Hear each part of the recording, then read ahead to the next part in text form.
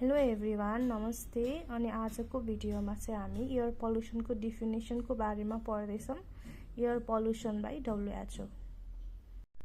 Air pollution is the contamination of the indoor or outdoor environment by any chemical, physical or biological agent that modifies the natural characteristics of the atmosphere.